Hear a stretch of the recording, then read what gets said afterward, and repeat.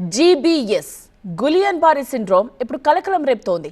ఇప్పటికే మహారాష్ట్ర, పశ్చిమ బెంగాల్ రాష్ట్రాల్లో కలకలం రేపుతోన్న గులియన్ బారీ సిండ్రోమ్ తాజాగా తెలంగాణకు పాకింది.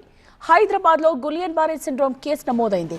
సిద్దిపేటకు చెందిన మహిళకు జీబీఎస్ పాజిటివ్ అని డాక్టర్స్ నిర్ధారించారు. ప్రస్తుతం ఆ పేషెంట్ ఒక ప్రైవేట్ ఆసుపత్రిలో చికిత్స పొందుతోంది. ఆమెకు వెంటిలేటర్పై చికిత్స చేస్తున్నట్టుగా చెప్తున్నారు. అంటే ఆమెకి ఈ వ్యాధి తీవ్రంగానే ఉందని అనుకోవచ్చు. ఓవైపు మహారాష్ట్రలో 130కి పైగా గులియన్ బారీ సిండ్రోమ్ కేసెస్ ఉన్నాయి. ఇప్పటికే అక్కడ 2 చనిపోయారు. ట్రీట్మెంట్ ఉంటే ఎందుకు చనిపోతున్నారు అనే డౌట్ మనకు రావచ్చు.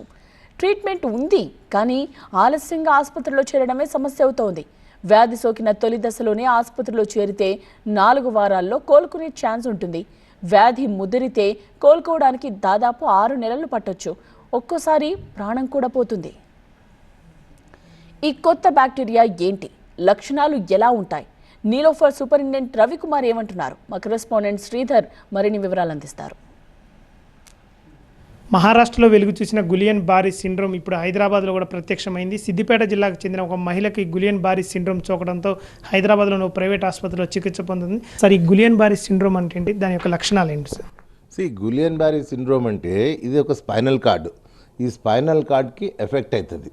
ఇది ఎందుకు ఎఫెక్ట్ అవుతుంది అని చెప్పలేము. ఆటో ఇమ్యూన్ సిస్టమ్ అంటాం. సో ఇక్కడ యూజువల్లీ ఇది ఏమవుతుంది, స్పైనల్ కార్డులో మధ్యలో ఎక్కడి నుంచో ఎఫెక్ట్ అవుతుంది. అప్పుడు ఈ కాళ్ళన్నీ వీక్నెస్ ఉంటుంది, పవర్ తగ్గిపోతుంది. సో దిస్ ఈజ్ ద లక్షణాలు అనమాట. ఈ 2 కాళ్ళు యూజువల్లీ ఇది లోయర్ పార్ట్ ఆఫ్ ద బాడీనే అటాక్ చేస్తుంది. ఇది వైరస్ వల్ల వస్తుంది అన్నది ఒక డౌట్ఫుల్. కాదంటే ఇది రాకముందు ఆ పేషెంట్కి కొద్దిగా జ్వరం గిని లేకపోతే కోల్డ్ కాఫ్ అట్లాంటిది వచ్చే లక్షణాలు ఉంటాయి. సో అది వచ్చిన 4-5 రోజులకి కాళ్ళు వీక్నెస్, నడవలేకపోవటం, సెన్సేషన్ తగ్గటం, ఇవన్నీ జరుగుతుంటాయి. పర్ఫెక్ట్ ట్రీట్మెంట్ అంటూ ఏమీ లేదు, కానీ ఇమీడియట్గా హాస్పిటల్కి అడ్మిట్ అవ్వాలి. అడ్మిట్ అయితే ఏం చేస్తామంటే ఐజీ ఇమ్యునోగ్లోబులిన్స్ అనేసి ఇమ్యునోగ్లోబులిన్స్ ఇస్తే నర్వ్ డ్యామేజ్ కాకుండా మనం ఆపుతాం. So 98% of the people will become normal, recover అయిపోతారు. సో చిన్నపిల్లలు అయితే ఇంకా తొందరగా రికవర్ అయిపోతారు.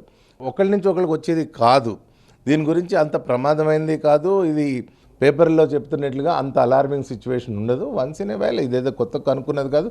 గులియన్ బారీ సిండ్రోమ్ అనేది అంత ప్రాణాంతకమైనది కాదు. కాకపోతే మాత్రం ఈ సిండ్రోమ్ అనేది మన బాడీలో అటాక్ అయిన తర్వాత వెంటనే వైద్యుని సంప్రదిస్తే మంచిది.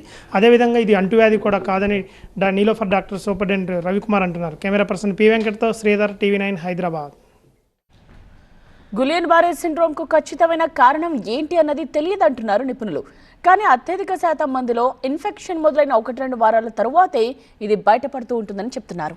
ప్రధానంగా క్యాంపెలోబాక్టర్ జెజూనిక్ బ్యాక్టీరియా కారణమని చెప్పుకోవచ్చు. సైటోమెగాలే, ఎప్స్టీన్ బార్, జికా వైరస్ల వంటివి దీనికి కారణం కావచ్చని వివరించారు. ఇప్పుడు పూణేలో కూడా వ్యాపిస్తున్న సమస్యకు క్యాంపెలోబాక్టర్ జెజూనిక్ కారణమని భావిస్తున్నట్టుగా చెప్పారు.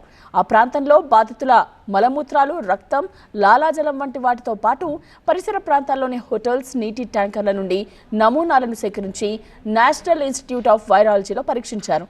ఇందులో దాదాపు 21 మందిలో క్యాంపెలోబాక్టర్ జెజూని నోరో వైరస్ ఆనవాళ్లు కనిపించాయి. చాలా ఆసుపత్రుల్లో చేసిన పరీక్షల్లో బాధితుల మలంలో దీన్ని గుర్తించారు. అరుదుగా వాడే ఇన్ఫ్లుయెన్జా, టెటనస్ టీకాల వంటివి గులియన్ బారీ సిండ్రోమ్కు దోహదం చేయొచ్చని చెప్తున్నారు.